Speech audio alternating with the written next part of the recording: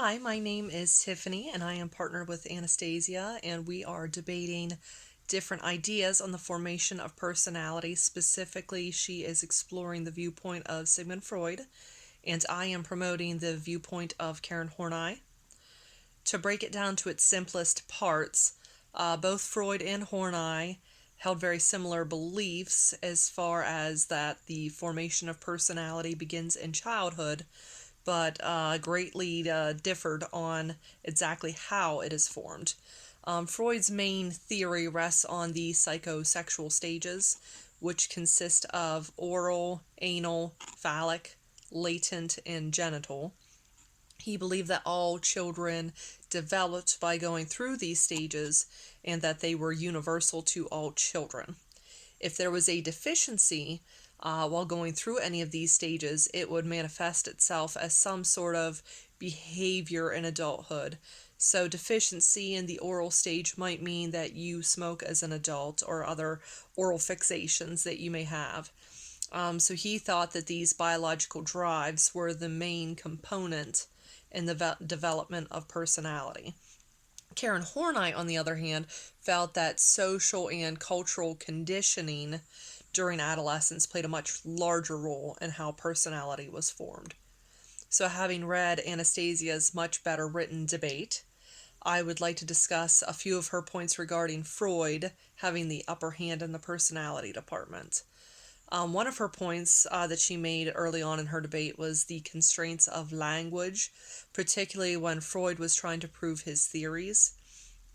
Of course, I could agree with that because we did not have the technology even to explore the inner workings of the brain, so we wouldn't have had the language to convey some of the thoughts that he did have as far as that. And Freud was a medical doctor, so he definitely had more of a knowledge in that than others during this time frame.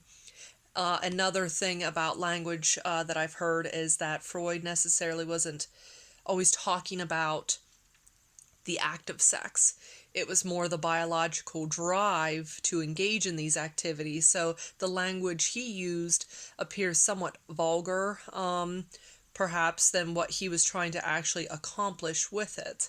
So, although I can concede that language was maybe somewhat of a barrier, I do think that a large part of Freud's work is focused, almost obsessively so, around sexual phases, fantasies, sex organs, which is what a lot of other people felt as well at the time. So there are many, many, many examples that I could go into that would maybe buffer my, help my point, but I'm just going to pick one. This was an innocent one that I had discovered when I was researching, but it was his take on deja vu. He stated that he felt it was unconscious fantasy that has risen to the surface, creating that feeling of deja vu. But fantasy, even in our language today, could really mean a bunch of different things. It doesn't have to be anything sexual. But when you start investigating this further, he found that deja vu was rather reminiscent of a mother's genitals. So it's just so many things just come back to that sex, and sexual drive and the biological need for that. I'm not insinuating that sex was all his theories were about. It's just the sheer frequency of its appearance led a lot of people, honestly, to feel like cringeworthy. And some of his notions about sex don't translate to today's society. They're very antiquated views. His notions about masculinity, femininity are at the very least offensive, but more importantly, they're not grounded in any scientific fact whatsoever. So I get that that was a different age and time, but Karen Horney also lived during the same exact time that Freud did, and she had completely different views, mainly because she was the opposite sex, and she was the sex that was oppressed, essentially. And her theories are still relevant today, and many things that she discussed, we still, discuss today as far as social and cultural conditioning. Um, you don't go to the pediatrician today and ask what psychosexual stage your child is in. I'm not insisting that there aren't developmental stages, because of course there are, but Freud's ideas were so rigid, um, and you just don't translate well in today's society.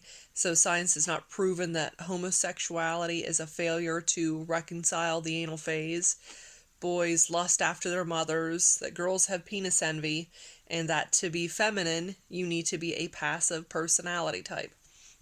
So the Neo-Freudians, such as Karen Horney, came in and came up with their own theories.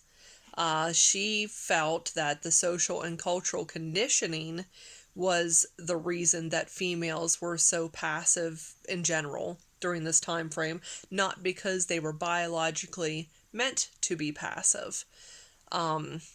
When she looked at personality, she thought that some of these behavioral deficits came more from a lack of attachment and nurturing, instead of sexually based. So to wrap it up, I do think there is a place for Freud, and culture is littered with references to Freud, so obviously he survived, through the century. It's just that he was a man of many different theories. He had a lot of ideas. He was a very intelligent man, and some of those still exist today, such as psychoanalysis. But there are plenty that need to be discarded, and one of which I think is his rigid theory about personality. Okay, thank you so much. Bye.